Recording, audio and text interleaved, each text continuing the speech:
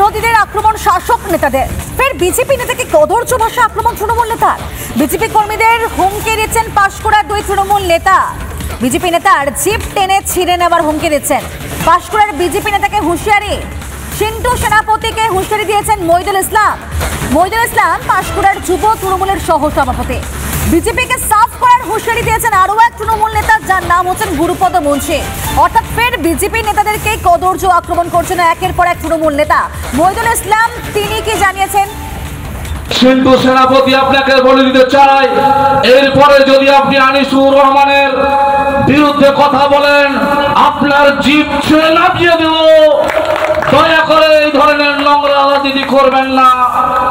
আপনি ফুটো মস্তান, আপনি কয়েকটা বিজেপির চ্যাংনাকে বন্দুক দেখিয়ে নিজেকে বড় বড় গুন্ডা ভাবার চেষ্টা করছেন।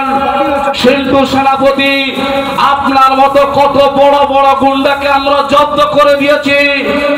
আপনি তো বাচ্চা ছেলে, আপনার রাজনৈতিক বাবা শুভেন্দু অধিকারীকে জিজ্ঞাসা করে নেবেন। আনিসুর রহমান হচ্ছে একটি ব্র্যান্ড। আপনি আনিসুর রহমান নামকে কালিমা লিপ্ত করবেন, দয়া করে এই খেলায় নামবেন না।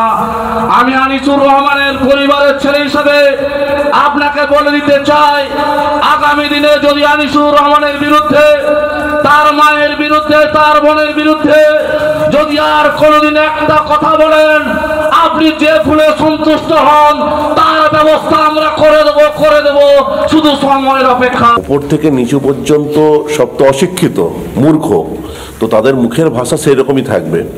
তো আমাকেও কেউ কেউ বলেছিল বা আপনাদের মাধ্যমে জানতে পেরেছি যে কি কি ভাষা ইউজ করেছে।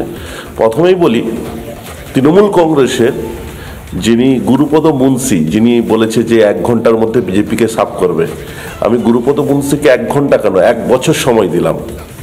তুমি বিজেপিকে কোথায় সাফ করে দেখাও, তোমার সঙ্গে চ্যালেঞ্জ থাকলো। 1 বছর সময় দিলাম। ওটা রাজনৈতিকভাবে হবে। এবং কিছু উড়ন্ত তৃণমূল নেতা কি বলছে, কি আগুনে পুড়িয়ে দেবে, জিপ ছিঁড়ে দেবে।